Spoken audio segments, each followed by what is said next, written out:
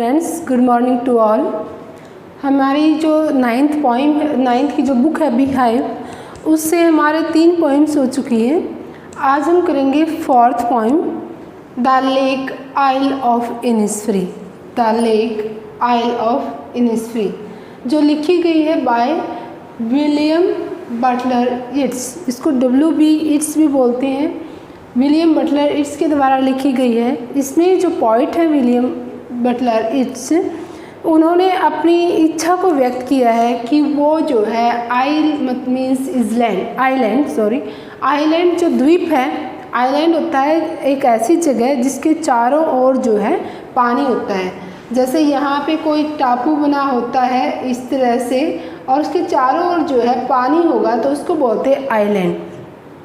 और ये आइलैंड है एक इनिसफ्री, बहुत ही पीसफुल, काम से, शांति से भरी हुई, बहुत ही ब्यूटीफुल, बहुत ही ज़्यादा सुंदर जो है ये जगह है। तो यहाँ पर जो विलियम बटलर इट्स हैं, इनका बचपन बीतता है तो ये इच्छा करता है, he longs to live there with peace. तो इसमें जो पोइम में पॉइट हैं विलियम बटलर इट्स, उन्होंने अपनी इच्छा को व्यक्त किया है कि वो इनिसफ्री जाएगा और वहाँ पर वो क्या क्या बनाएगा, कैसे कैसे रहेगा, क्या सुनेगा, उस सब अपनी लॉन्गिंग, उसकी जो इच्छा है पॉइट की, उसने इस पोइम में अभिव्यक्त किया है। जो पोइम है the lake isle of Innisfree. तो आइल्स मीन्स यहाँ पे क्या है, आइलैंड, द्वीप। तो इसमें जो पॉइट है वो ऐसी जगह का जो इनिसफ्री ऐसी इच्छा करता है कि वहाँ पे बहुत सारे बर्ड्स हों, वहाँ पे खुला आसमान हो, वहाँ पे पेड़ पौधे हों, वो म्यूजिक को सुने, वो क्या करे, एक जो है क्ले एंड मड का जो हाउस है, कैबिन है, वो बनाए, और बहुत ही जहाँ पे शांति हो, वो अकेला हो और आराम से वो जो है बैठकर अपना टाइम स्पेंड करे। तो अब हम करते हैं हमारा फर्स्ट स्टेंजा फर्स्ट है, I will arise and go now. कि मैं, आई मीन यहाँ किसके लिए यूज किया गया है, पॉइट के लिए। जो पॉइट खुद वहाँ पे विलियम बटलर इट्स जो है इच्छा करता है कि मैं अभी जाऊँगा, यानी कि जो वो ये दिखाना चाहता है ना कि मैं इनिसफ्री जाऊँगा और मैं वहाँ क्या क्या करूँगा। तो स्टार्ट करता है आई विल अराइज, मैं अभी उठूँगा, अराइज मीन्स उठना, एंड गो नाउ और अभी जाऊँगा, एंड गो टू इनिसफ्री और कहाँ जाऊँगा, इनिसफ्री, यानी कि मैं अभी उठूँगा और इनिसफ्री जाऊँगा। And A small cabin build their, और वहाँ पर क्या बनाऊँगा, एक छोटा सा कैबिन। कैबिन होता है छोटा रूम, छोटी जगह, छोटा सा रहने की जगह, घर। ऑफ क्ले एंड वेटल्स मेड, और वो घर किससे बनाएगा, किसका बना होगा, of clay, clay means mud, मिट्टी, एंड वेटल्स होते हैं स्टिक्स, सरकंडे, डंडे जो भी होते हैं, मतलब मिट्टी और जो है स्टिक्स के द्वारा जो कच्ची, जिसको झोपड़ी टाइप जो बनती है, तो उसको वो इस तरह का वो मकान बनाएगा, वहाँ पे अपना एक कैबिन बनाएगा। क्ले एंड वेटल्स का, क्ले मीन्स मड और वेटल्स मीन्स स्टिक्स। क्ले तो आपने देखा हो, क्ले से हम बहुत सारी फिगर्स, बहुत सारे सुंदर सुंदर पिक्चरें बनाते हैं बचपन में। जो क्ले होती है किसी खिड़की में जो ग्लासेस को चिपकाने के लिए यूज़ करते हैं, उससे बच्चे जो है कुछ ना कुछ फिगर बनाते हैं, बहुत अच्छी बनती है वो, ना हाथों को चिपकती है, ना वो जैसे जैसे उसको चाव ऐसे मुड़ जाती है, ना वो टूट के गिरती है। तो उस क्ले से और वो वेटल से एक कैबिन बनाएगा। 9 bean rows will I have there, और वहाँ पर क्या कहता है कि मैं जो है 9 बीन रोज, नो जो है बीन होता है सेम के, रो मतलब लाइनें, वहाँ पे उगाऊंगा। तो वहाँ पे जो है नो लाइन जो है इस तरह से बीन की जो है नो लाइन वो जो है लगातार वहाँ पे उगाएगा। ए हाई फॉर द हनी बीज, और हनी बीज के लिए क्या करेगा, वो एक छत्ता बनाएगा, यानी मधुमक्खियों के लिए छत्ता बनाएगा। जैसे यहाँ पे दिखाया गया फिगर में, इस तरह से हाई लगा होता है और उस पे जो है मधुमक्खियाँ होती हैं आसपास।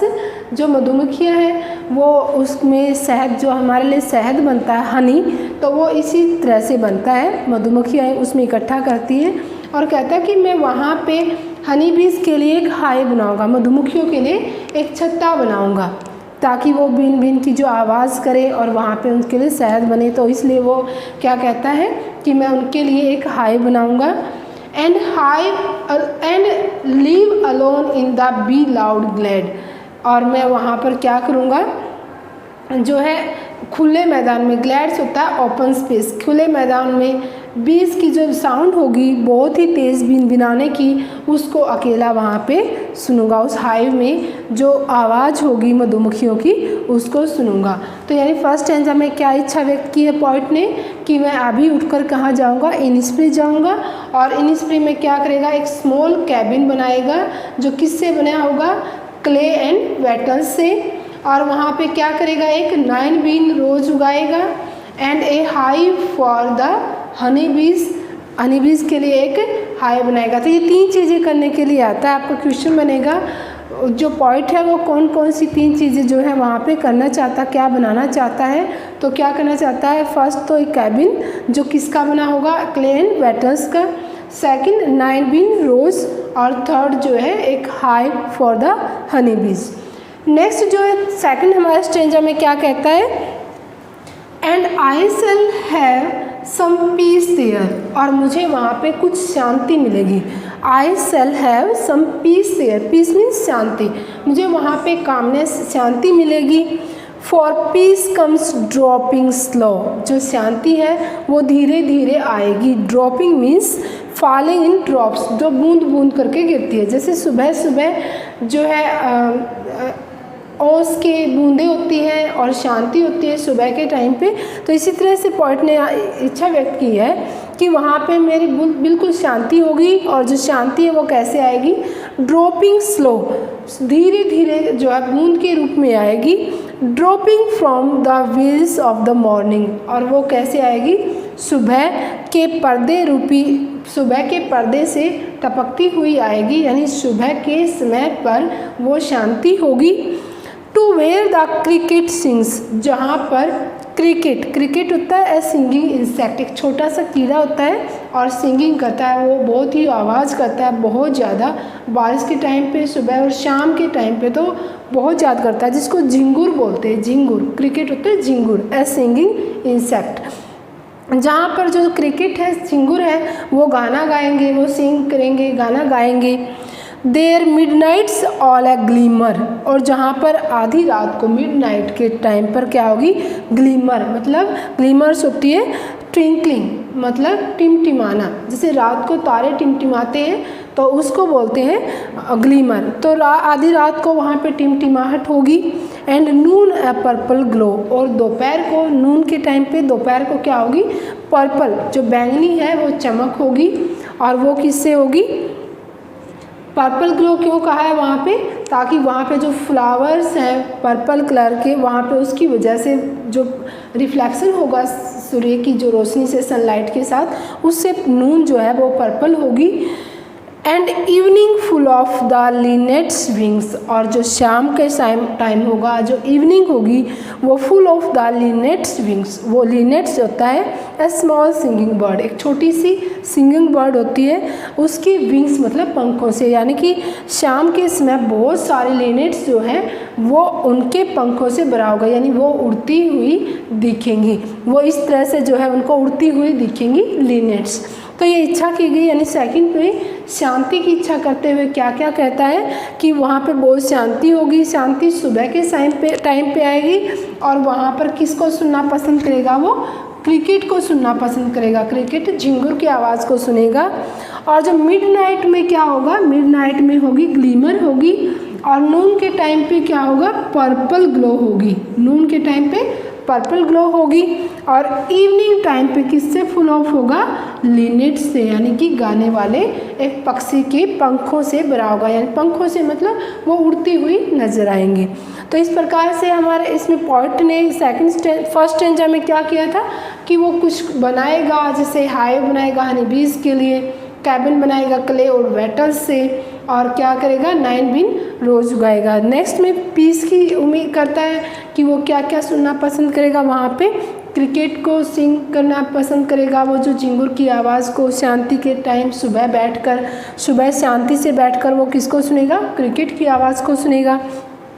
जो मिडनाइट होगी वो किसकी चमक से भरी होगी, जो है वहाँ पे टिमटिमाहट होगी, ग्लीमर होगी, तारों से, स्टार से भरी हुई। नून को पर्पल ग्लो होगी, चमक होगी बैंगनी।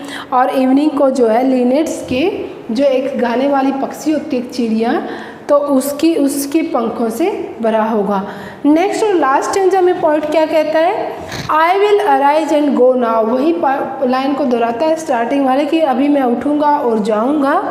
For always night and days, हमेशा दिन और रात, यानी कि हमेशा दिन और रात मतलब वहीं पर रहूँगा, दिन और रात, ऑलवेज मतलब हमेशा के लिए दिन और रात वहीं पे स्पेंड करूँगा, यानी कि वहीं रहने की इच्छा व्यक्त की है पोइट ने।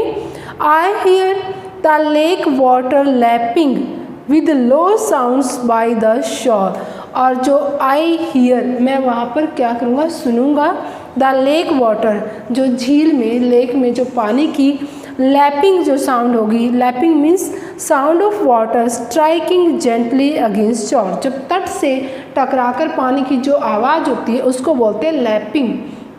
तो क्या कहता है, I hear the lake water lapping, मैं वहाँ पे पानी की जो आवाज़ होगी उसको सुनूंगा, with low sounds by the shore, जो आवाज़ पानी की कब होगी, जब वो तट से टकरा के आवाज़ होगी।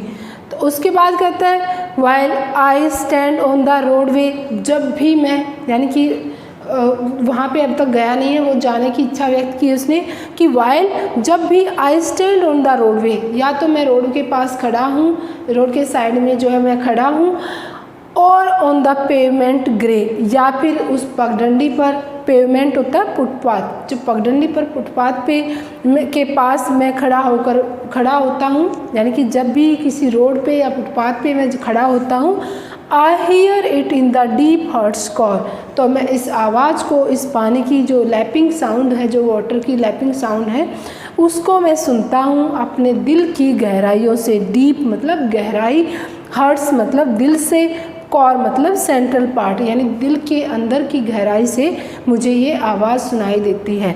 तो इस प्रकार से हमारी जो पोइम है वो यहीं पर एंड हो जाती है। आशा करती हूँ कि आपको ये पोइम समझ में आई होगी। इसमें जो पोइम में पोइट ने एक जो मेन पॉइंट्स हैं वो क्या है कि आइलैंड जो है एक इनिसफ्री, वहाँ पर जाने की अपनी लॉन्गिंग को, अपनी इच्छा को अभिव्यक्त किया, डिस्क्राइब किया है। और फर्स्ट स्टैंजा में अपनी 3 चीज़ें बनाने की इच्छा को व्यक्त किया कि जब भी इनिसफ्री जाऊँगा तो वहाँ पे एक कैबिन बनाएगा क्ले एंड वेटल्स का, और एक 9 बीन रोज़ उगाएगा, सेम के जो पौधे हैं उसको उगाएगा, और क्या करेगा, हाइव जो है एक छत्ता, मधुमक्खी का जो छत्ता है उसको जो है वहाँ पे हनी बीज के लिए तैयार करेगा। हनी बीज मधुमक्खियाँ जो होती हैं, शहद मधु जो तैयार करती हैं उनके लिए। और सेकंड स्टेंजा में फिर वही कहा कि मैं शांति से वहाँ पर क्रिकेट की आवाज़ को सुनूंगा, और जो है शाम किससे भरी होगी, ग्लीमर से फुल ऑफ होगी, इवनिंग फुल ऑफ होगी लिनेट से, और नून क्या होगी, पर्पल ग्लो के साथ होगी। और लास्ट में क्या कहता है कि मैं जब जाऊंगा तो वहाँ दिन रात रहूँगा, वहाँ पे जो है पानी की जो शोर से टकराने के बाद जो आवाज़ होती है, लैपिंग जो साउंड, उसको मैं सुनूंगा अपने दिल की गहराइयों से। क्योंकि जब भी मैं कहीं पे रोड साइड में खड़ा होता हूँ या फुटपाथ पे खड़ा होता हूँ, कहीं पगडंडी पर खड़ा होता हूँ, तो मैं उस आवाज़ को, उस पानी की आवाज़ को जो तट से टकरा कर पैदा होती है, उसको मैं अपने दिल की गहराइयों से सुनता हूँ।